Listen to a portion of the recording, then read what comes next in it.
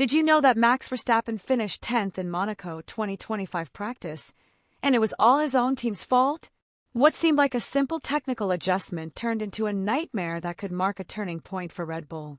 Before we continue, tell me in the comments, do you think Verstappen can make up ground in qualifying with the car he has? What's going on inside Red Bull that has left their star driver so far behind the pace of Ferrari and McLaren? In this video, we'll analyze why Verstappen had one of his worst Fridays in a long time and what this means for Red Bull on one of the most demanding circuits of the season. The Monaco Grand Prix, known for its glamour, history, and extreme technical level, is often a place where any car's weaknesses, no matter how small, are amplified. In this setting, Max Verstappen, four-time world champion and undisputed pillar of the Red Bull team, arrived with the expectation of continuing his dominance into the 2025 season. However, Friday's free practice session revealed a completely different reality. He finished in 10th place during the second session, FP2, more than 8/10 off the best times set by Charles Leclerc in his Ferrari.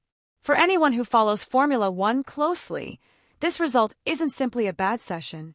It's a warning sign that forces us to look beyond the stopwatches and delve into the technical, strategic, and contextual details that explain this unexpected drop in performance. Verstappen started the day with acceptable pace in FP1, placing himself within the top 5, indicating that the car had a competitive foundation. But everything changed when the team, led by Pierre Watt as technical director, decided to make a series of modifications to the RB21 for the second session. The intention was clear: to better adapt to the unique characteristics of the Monaco track, with its mix of tight corners, uneven surfaces, and sections so narrow that the slightest mistake can ruin an entire lap. Red Bull sought to fine-tune the car's balance, but in its attempt to gain tenths of a second, it ended up losing much more. The result of these changes was soon evident. The car's behavior became erratic, particularly in the medium radius corners, where Verstappen began to lose confidence lap after lap. The Dutch driver, known for his ability to adapt and squeeze every inch of the circuit, found himself limited by a machine that didn't respond to his aggressive driving style. At the end of the day, Max's statement was blunt: "I can't attack the way I need to." A phrase that accurately sums up the most serious problem a driver can face in Monaco: a lack of confidence in the car.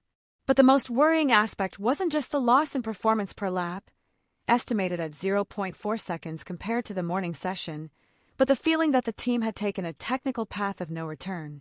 Some of the modifications, such as the change to the air suspension and the aerodynamic redistribution, couldn't be easily reversed due to the park firm rules. This left the team with very little room to adjust for Saturday, increasing the pressure and making it clear that it wasn't just a poor tactical choice, but a strategic error that jeopardizes the entire weekend. Qualifying in Monaco is no small feat on a circuit where overtaking is virtually impossible. A poor grid position almost inevitably means being left out of the podium fight. Therefore, the fact that Verstappen finished 10th, behind not only Ferrari and McLaren, but also teams with smaller budgets, set off alarm bells not only in his garage but throughout the grid. Their rivals know it: if there's a place to beat Red Bull, it's here. And what happened in FP2 has opened a door that very few expected to see ajar at this point in the season. One of the main reasons behind Max Verstappen's poor performance in free practice for the 2025 Monaco Grand Prix was, without a doubt, the series of technical decisions Red Bull made between the first and second sessions.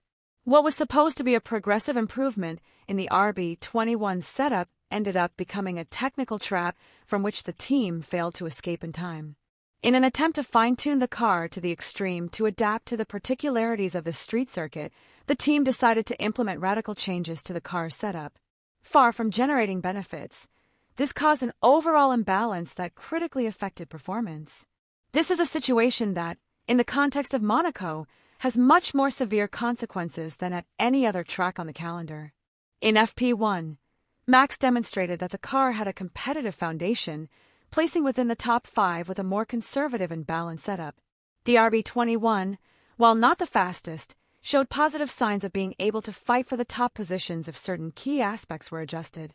However, ahead of FP2, the technical team, led by Pierre Watt, opted to make a series of drastic modifications, seeking a marginal gain in traction on corner exits, something crucial in Monaco, where 78% of the lap time is spent negotiating low and medium-speed corners. To achieve this extra boost, Red Bull significantly stiffened the chassis, altered the downforce distribution to the rear axle, and modified the air suspension geometry. On the surface, this made sense. More traction in slow corners can make all the difference on a track where tenths of a second are won in the details. But theory doesn't always translate well to the track, and that's exactly what happened. The effects of these modifications were evident from the opening laps of FP2. The car lost balance in mid-corner sections, such as the Piscina and Rascasse, where lateral stability is crucial to maintaining speed without compromising the line. Verstappen reported that the car became unpredictable, that he could no longer attack the apexes with his usual aggressiveness, and that instead of gaining traction, he experienced a progressive loss of confidence with each turn.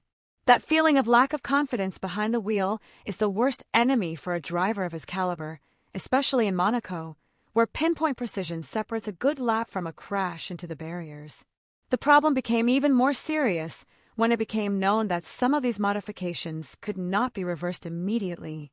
Due to the parc ferme rules and the logistical limitations of the street circuit itself, Red Bull lacked the necessary leeway to make extensive adjustments before qualifying without risking penalties or compromising the car's mechanical integrity. This meant that the team was trapped in a suboptimal setup, designed for ideal conditions that never arrived, and which ended up compromising not only Verstappen's pace, but also the ability to properly develop the car for the rest of the weekend. The most alarming thing is that this series of technical errors cannot be attributed to a single factor or a misreading of the data. What happened was the result of an overly ambitious strategy, an overestimation of the impact of certain aerodynamic changes, and an underestimation of the consequences of losing the car's overall balance on a track as sensitive as Monaco. On other circuits, these errors could perhaps be corrected between sessions or even during the same day, but on the streets of the Principality, the margin for correction is practically non-existent. Every change must be surgical. Every adjustment must have a clear justification, and every technical decision must consider not only theory but also the driver's actual experience on track. Given this delicate technical situation, Verstappen's frustration was more than understandable. It wasn't just that the car wasn't performing as expected, it was that the team took away his most important tool, the confidence to attack. And on a circuit where that confidence is everything, Max found himself forced to hold back, to lift his foot where he would normally press the accelerator, to calculate where he usually reacted by instinct. All this while his main rivals, Ferrari and McLaren, advanced confidently thanks to specific updates that were actually working as expected. If there's one element that distinguishes the Monaco Grand Prix from the rest of the calendar, it's traffic. No other circuit punishes the lack of space or rewards a clean lap as much as the narrow and winding Monte Carlo layout. And for Max Verstappen, Friday's free practice session was a veritable minefield in this regard. Added to the already serious technical problems he was experiencing due to a poor car setup were a series of incidents with other drivers that ruined virtually all his chances of setting competitive times. This wasn't just a bout of bad luck, but rather a reflection of poor strategic management by the Red Bull pit, which failed to anticipate or avoid situations that other teams, such as Ferrari and McLaren, manage with intelligence and precision. During FP2, Verstappen repeatedly encountered heavy traffic in critical areas of the circuit. One of the most obvious incidents occurred at the exit of a tunnel, when Aston Martin's Lance Stroll blocked Max's ideal trajectory just before braking for the port chicane. The incident not only forced him to abort a fast lap, but also caused a loss of temperature in the tires and brakes, which is not easily recovered on a track lacking long straight sections to regenerate energy and heat load. Later, another critical moment came when Gabriel Bortolito, driving the Sauber, cut dangerously across the entrance to the swimming pool. Verstappen had to brake sharply to avoid contact, and this scare not only sapped his pace, but also his concentration in a sequence of corners where precision must be absolute. Beyond the names involved, what is worrying is that Red Bull failed to anticipate this traffic pattern, something that is completely predictable in Monaco. Ferrari, for example, coordinated specific starts between its two drivers so that each had a clear window of track. McLaren did the same, even using real-time traffic information to schedule its most important runs. Instead, Red Bull adopted a reactive stance, hitting the track without a clear plan and leaving Verstappen exposed to the chaotic conditions of urban traffic. On a circuit where a tenth of a second can mean losing 5 places in qualifying, this lack of operational precision amounts to needlessly giving away valuable time. Telemetry data confirms this impression. Verstappen lost nearly 15 minutes of effective track time during FP2, an alarming figure considering each session lasts barely an hour. This loss of time translates directly into a lack of adaptation, a reduced ability to evaluate the tires, and, above all, a mental disadvantage. Because when a driver like Max, accustomed to maximizing every time on track, sees his runs interrupted time and again by unnecessary traffic, he begins to accumulate frustration, tension, and doubt. And if we add to that a poorly balanced car, the result is a disconnected driver, without solid references, and forced to improvise when what he needs is confidence and repetition. Furthermore, in strategic terms, this poor traffic management also reveals a worrying disconnect between the pit wall and the driver. Max clearly expressed his frustration over the radio after the blockages, calling the situations dangerous and unacceptable. And yet, no immediate action was taken to correct the start dynamics. This may seem like a minor detail, but at the highest level of Formula One, details are everything. A team that aspires to dominate must anticipate these scenarios, not react too late to them. In this case, Red Bull failed in that basic task, and the price was high. Verstappen closed FP2 without a single flying lap that reflected his true potential, finishing in a deceptively low position, but with very concrete reasons behind it. The impact of this disarray is not limited to Friday's timesheet. What is truly worrying is the accumulation of factors that are influencing the team's overall performance in Monaco. With a poorly configured car, no reliable data due to traffic, and morale battered by avoidable errors, Red Bull now faces a situation where every decision on Saturday will be decisive. There's no room for further mistakes, as rivals have already capitalized on every opportunity. And speaking of rivals, it's impossible to ignore the efforts of Ferrari and McLaren this weekend. Both teams arrived in Monaco with technical packages specifically designed for the circuit, and the results are already starting to show. While Red Bull was grappling with setup errors, poor traffic management, and a car that clearly couldn't find its footing on the narrow streets of Monte Carlo, Ferrari and McLaren were executing a completely different plan. And it wasn't an improvised plan, but a calculated, specific, and long-term one. Both the Maranello-based team and the Woking-based team decided to treat Monaco for what it truly is, a unique technical challenge that can't be met with off-the-shelf solutions. Unlike Red Bull, which opted to maintain much of the setup used at Imola, relying on the continuity and reliability of its base design, Ferrari and McLaren designed upgrade packages specifically conceived for the demands of the Monaco track. And the results are clear to see. Not only do they dominate the lap times, but they also did so with a stability and consistency that Red Bull couldn't match at any point on Friday. Ferrari, for example, introduced a new rear wing with hyper-flexible elements optimized to maximize downforce in extreme steering angle situations. This solution, which at first glance might seem like just another aerodynamic tweak, is actually a precise choice that responds directly to the nature of Monaco's corners, where direction changes are continuous and maximum grip is required to brake late and accelerate ahead of rivals. This wing allows drivers to apply greater downforce without compromising speed in intermediate sections, achieving a balance that is difficult to achieve on low-speed circuits. Charles Leclerc was the one who took the most advantage of it, managing to dominate FP2 with a solid and, above all, repeatable lap. Something that, in Monaco, is worth more than just a fast time. For its part, McLaren opted for a less visible but equally crucial innovation, a completely redesigned brake cooling system, which kept caliper and disc temperatures stable throughout each lap.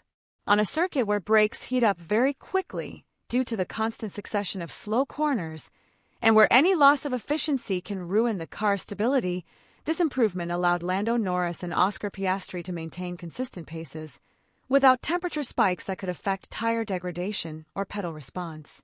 These seemingly minor details are what separates serious contenders from teams that merely survive on these types of tracks. The difference wasn't just in the timing, but in the way the drivers were able to push without compromising the car's integrity. What makes the contrast even more evident is that Red Bull brought no significant improvements to Monaco. The RB21 arrived with virtually the same configuration it used at Imola, with minor changes to the diffuser and side pods, clearly insufficient for the demands of such a technical circuit. This decision reflects an overconfidence in the car's overall concept, which, while proving dominant on high-speed tracks and fast corners, is beginning to show serious limitations in contexts where mechanical traction, structural flexibility, and adaptation to uneven surfaces are critical. Monaco is the place where designs face their most brutal test, and in that examination, Ferrari and McLaren arrived prepared. Red Bull, on the other hand, seemed to rely on the momentum of its previous performance, a mistake that could prove costly over the course of the championship. The telemetry data clearly confirms this. At corners like Mirabeau and Lowe's, where rear-wheel drive and handling are paramount, the RB21 loses approximately 0.15 seconds per lap to the Ferrari SF25. This seemingly small disadvantage quickly accumulates on a circuit with more than a dozen low-speed corners and translates into a margin that Verstappen, no matter how talented he is, cannot recover. Furthermore, the structural rigidity of the Red Bull chassis, designed for stability on long straights and support in fast corners, proves counterproductive here. Every irregularity in the road surface, every pothole, every change in bank is transmitted directly to the steering wheel, creating a nervous, difficult-to-handle car that forces the driver to compensate with their body for what the car's design lacks. The consequence of all this is that Red Bull not only lost pace compared to its rivals, but also its ability to evolve over the weekend. While Ferrari and McLaren can fine-tune details based on a concept that already works, Red Bull is forced to backtrack, undo bad decisions, and improvise a solution in record time. This is an uncomfortable position for any team, but especially for one that has dominated Formula One with a firm hand for the past few seasons. What makes the situation even worse is that the technical advances of its rivals are not just specific to Monaco. Many of these solutions can be adapted and replicated in future Grands Prix. In other words, what we're seeing this weekend may not be a simple stumble by Red Bull, but the first clear sign that the balance of power in Formula One is beginning to shift. In that sense, Red Bull's own mistakes cannot be analyzed without considering the context of other teams' performances. Because while it is true that the RB21 failed in key aspects, it is also undeniable that its rivals raised the technical bar. At this point in the analysis, it's clear that Red Bull's problems at the 2025 Monaco Grand Prix aren't simply the result of a bad day or a couple of poorly executed decisions. What we're witnessing is something deeper, more worrying, and requires a structural analysis of the car Max Verstappen has in his hands this season. Because while the RB21 has proven to be fast, even dominant, on medium and high-speed circuits, its performance on street tracks like Monte Carlo reveals fundamental weaknesses that go far beyond the setup. These aren't just correctable errors, but inherent characteristics of the car's overall concept, decisions made from the base design that are now showing their limits. And in modern Formula One, where every millimeter counts, those limitations can cost not just races, but entire championships. Since the start of the 2025 season, Red Bull has embraced a design philosophy that prioritizes aerodynamic efficiency on long straights and high-speed corners. The RB21 is optimized to generate downforce in high-speed conditions without compromising drag, giving it a clear advantage on circuits like Spa, Suzuka, or Silverstone.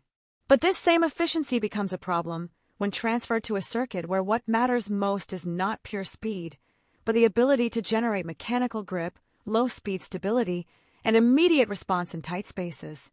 In this sense, the RB21 suffers from a clear disconnect between what Monaco needs and what the car can actually deliver. One of the most critical aspects is the car's chronic understeer in tight corners. According to comparative data, the RB21's downforce distribution is skewed toward the rear axle at 60%, compared to 63% at the front of the Ferrari SF25. This difference, although subtle in numbers, translates into a clear loss of front-end grip in slow-entry corners like Mirabeau, Lowe's, and Portier. The result is that Verstappen has to brake earlier, turn in earlier, and most seriously, he can't restart acceleration with the aggressiveness that characterizes his style. The car simply doesn't respond as he needs it to, forcing him to compromise lines and lose time at every turn. Another structural problem with the RB21 is the overheating of the rear tires, especially in traffic conditions or when the car is forced to make constant changes of direction on highly technical sections. This is directly related to the brake cooling system, which was designed with high-speed circuits in mind and fails to adequately dissipate the accumulated heat on a track like Monaco, where the distance between corners is minimal. When the brakes get too hot, they transfer that heat to the rear tires, accelerating their degradation and compromising traction right at the point where it's most needed to exit each corner quickly. It's a self-reinforcing problem. The worse the traction, the more aggressive the driver has to be, which generates even more heat, and so on. But perhaps the most revealing aspect of this technical disconnect lies in the RB21's rotational inertia. The car's center of gravity is higher than that of its main competitors, 598 millimeters compared to the McLaren MCL 39's 582 millimeters. This difference, though seemingly minimal, has a direct impact on the car's ability to make quick changes of direction, a constant necessity in the tightest sections of the Monaco track. While the McLaren and Ferrari cars seem to pivot with scalpel-like precision, the RB21 requires more space, more anticipation, and more correction from the driver. This not only affects lap performance, but also consistency, as maintaining a perfect line throughout an entire stint becomes practically impossible when the car is struggling with its own dynamic weight. The sum of all these factors creates a particularly frustrating scenario for Verstappen, a driver who bases his strength on the ability to push his car to the limit with pinpoint precision.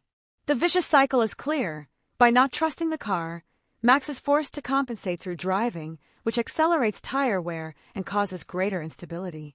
This instability fuels new doubts, and with each passing lap, the situation becomes more difficult to reverse. Instead of finding track time, what he encounters is resistance from the car itself, which becomes an additional obstacle rather than an attacking tool. And this, on a circuit where the margin for error is non-existent, represents a disadvantage that is impossible to disguise. For all these reasons, what we are seeing in Monaco should not be interpreted simply as a bad weekend. It is a wake-up call for Red Bull, a reminder that technical dominance is not absolute and that, in a category where the margins are so narrow, every structural weakness will sooner or later be exposed. The RB21's strengths remain, but in certain situations they become liabilities. And what's happening now with Verstappen in Monaco could be repeated on other street circuits if the team doesn't make profound decisions regarding the car's development. Before thinking about the championship, before even thinking about Sunday's race, Red Bull needs to understand that it has a conceptual problem. And while they work to find a solution, the question is inevitable: what can they do in the short term to prevent this weekend from turning into a catastrophe?